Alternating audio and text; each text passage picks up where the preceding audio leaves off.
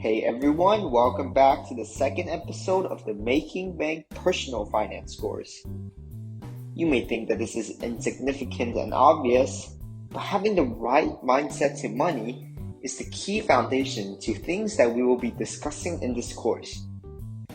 We want you to be able to make smarter financial choices, worry less about money, and get more value out of your money. Let's take two hypothetical characters for example, City Boy Chad and Beta Benjamin, who have both made very bad financial decisions and now are in crippling debt. Let's compare the mindset of these two people and how much difference it can actually make. Chad realized that the decisions he has made are all in the past. He decided to focus on learning from the mistakes and to forgive himself. Now he slowly works to pay back his debt and start to create a better life going forward. He also realized that comparing himself to others is not good for his finances or his mental health. He is honest to himself about his desires to earn money and try not to suppress them. He focused on himself, and over the years, he slowly became financially free. He no longer has to worry about paying his bills, and he just moved into a decent house to stay at. Then we got Benjamin. After falling into debt, he continuously beat himself up over it and started to develop a negative view of money. He constantly compared himself to others and often let his emotion make purchases for him.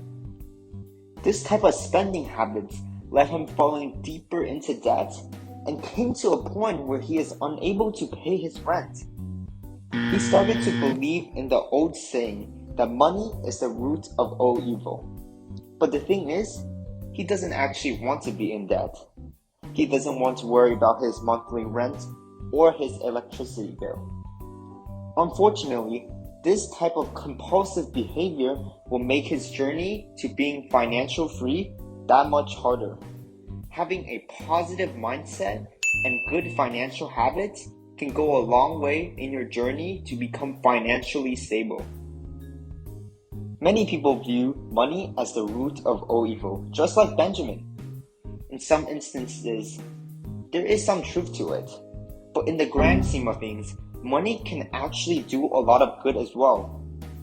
Without the creation of money, the building you see outside and the technology you are using right now will not even exist. Money is an incentive for people to produce and to provide for others with a service. Us as consumers use money to purchase goods that we need every single day from producers. Without money, there wouldn't be incentive to innovate, create, or even work.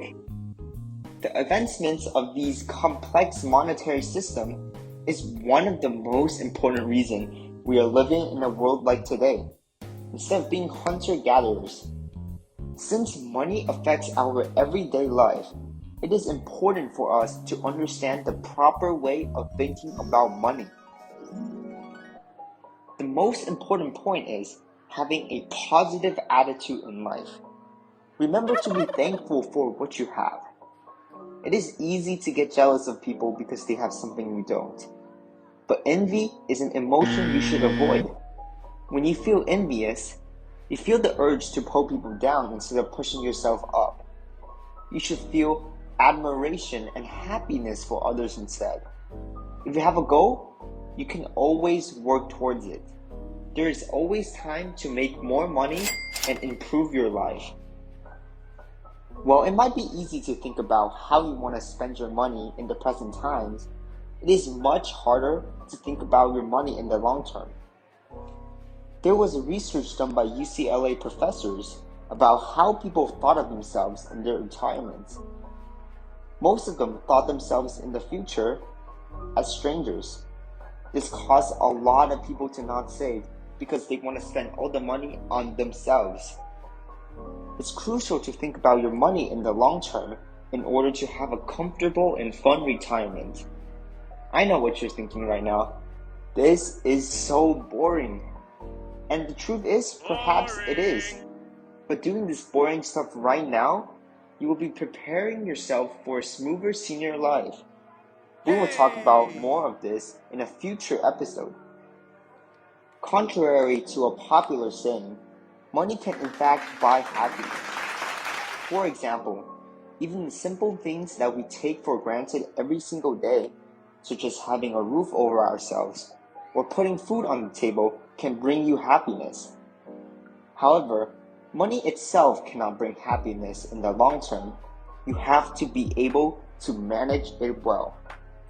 For example, let's say you move from a 2,000 square feet house into a 10,000 square feet house. You might be excited and happy at first, but that will slowly go away. However, living with an emergency fund versus living without an emergency fund could be a huge difference.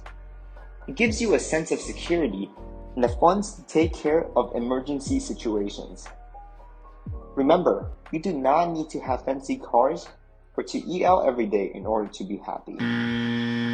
So before you make a purchase on something you might not necessarily need, think about your thought patterns when it comes to using and managing money. Why am I buying this? How do I feel right now? Do I have the budget to do so? Because the last thing you want to worry about is whether or not you can satisfy your basic needs and have some money left over for emergencies. However, taking a step back from this, I do not want you to think that you cannot spend any money on yourself. Whether it's buying a new pair of shoes or a new gaming console that just came out. Think of these questions as a way to logically think about your purchases and to start building a good spending habit. This will make you happier in the long run as you have less things to worry about and you can focus on your goals. Do not let money blind you from taking good care of your relationships, health, and other priorities in life. Click that subscribe button below like all of our other viewers and join us on this journey to become a smarter spender. Thank you very much. I'll see you in the next one.